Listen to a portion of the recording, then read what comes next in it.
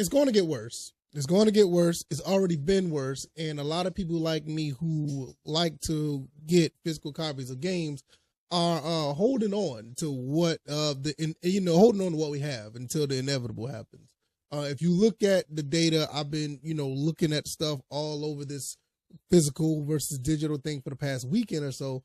And, things came all over the wire talking about, Sony's not making DVD, Blu-ray disc anymore, even though those are just blank CDs or blank DVDs or blank Blu-rays. And now they're talking about how much people are actually buying digital over physical. Now, I already knew this was the case. I think it's spiked up to like 49% now. But when you really start to look at things over time, it's starting to show that, look, this stuff, all these physical games are absolutely awesome. I love them, but I understand what we're up against. And I'm not one of these guys trying to, fight the machine. The main thing is if I don't see that a game that is worth the digital side of things, I just won't buy it. I'll try my best to find a physical copy anywhere. But mostly, fans are just buying fewer box video games in the United States. It's just what it is. And I'm looking at this article right here. We're going to go through this article and talk about everything under the umbrella. And it's not necessarily the title that got me.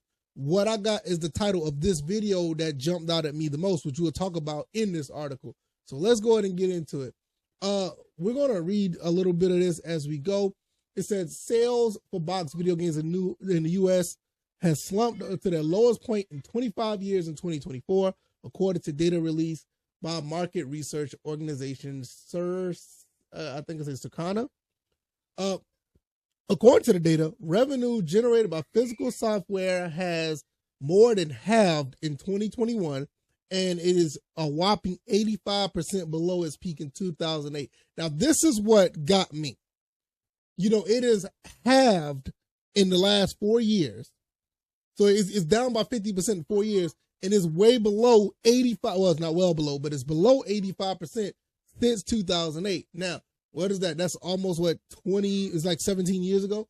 But you got to understand, this is a issue where things are just starting to shift one way, and it's going to be one way.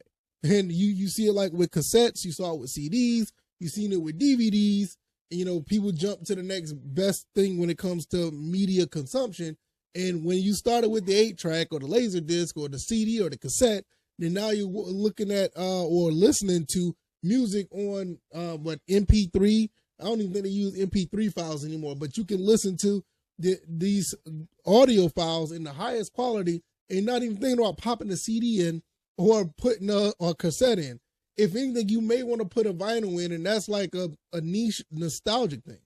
But when you look at these games, outside of me and like the other half that still like to buy, physical copies, it's a dying, be honest, it's really a dying product at the end of the day. It's no secret that the consumer habits have gradually been transitioned toward digital releases. That's due to a number of factors: price, convenience, availability, and most prominently the pandemic. Now, I'm not going to blame the pandemic on something like this when, even before 2021, digital sales have been going down. Digital sales have been going up.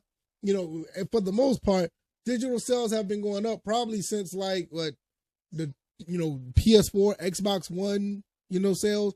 Those came out, and that was way back in 2013, 2014. And yeah, you still had a lot of physical games, but it was just way more convenient to buy those games through the PS Store or even in the Xbox, the Xbox Store or back on the Xbox One and PS4. So this is not a thing that just happened the pandemic in 2020. That's just not the case. It's just not that. So this is Matt Piscatelli. He put this on Blue Sky, which is the rate of decline of physical games in 2024. You can see the decline right here in 2008. It was up by, what is this, in the millions, I want to say. It was all the way up to almost 11 million in 2008.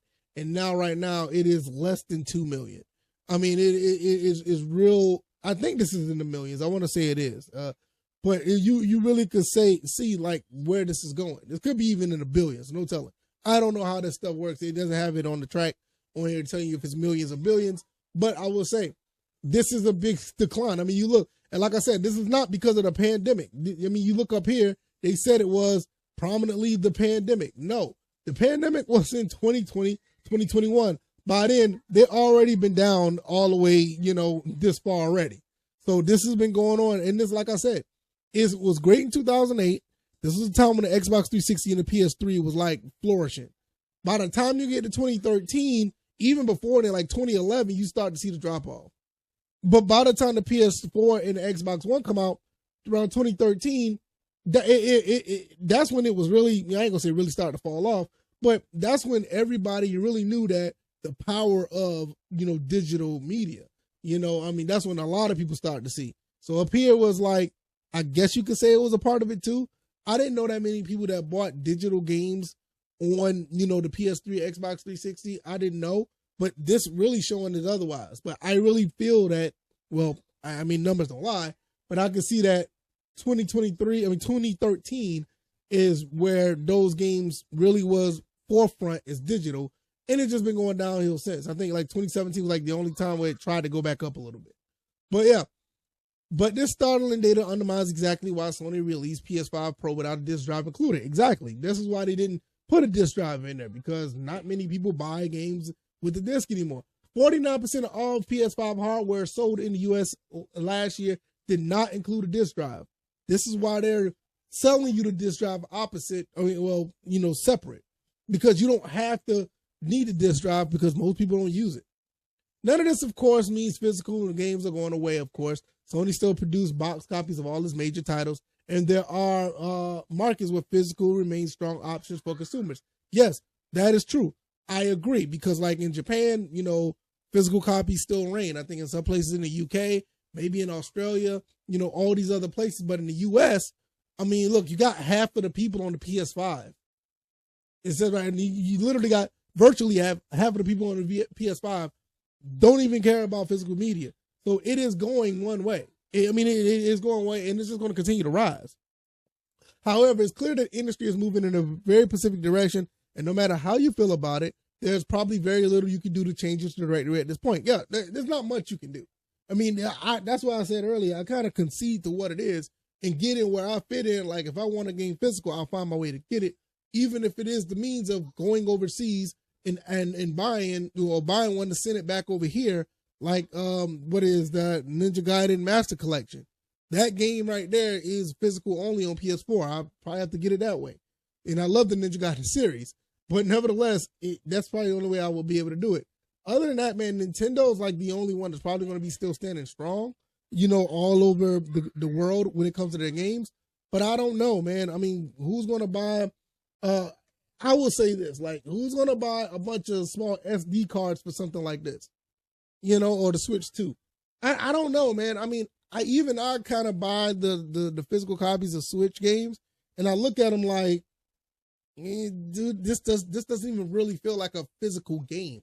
It just, to me, it just don't. But hey, some people may think otherwise, but I don't know. I'm a traditionalist when it comes to video games. When they first came out on disc and, buying a CD case, buying, the DVD case and getting a disc, to me, that feels more physical than, a Switch game that's a little SD card. I don't know. Maybe it's just me. I don't know what I'm talking about, I guess. But that's just the way I feel about it. Y'all let me know what y'all think. I just feel like at this point, man, the physical game is just one step closer every day, man. It's one step closer every day to just, being a thing of the past. I would not be surprised that the next generation won't have disc at all. Maybe they'll try to do the detachable disc drive thing again. But by then, are you really wanting to buy a detachable disc drive that need updates that may not work at any point?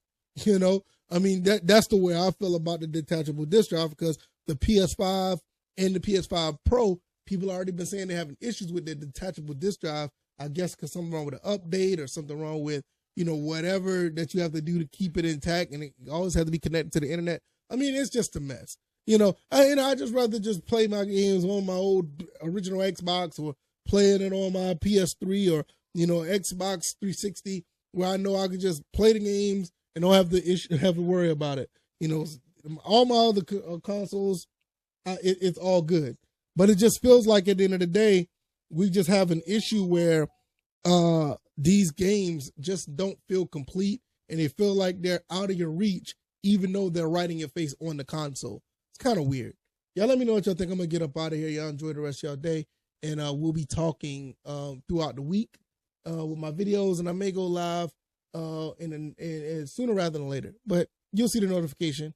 Hopefully you hit that bell, and I'll see you on the next one. All right, y'all, I'm out.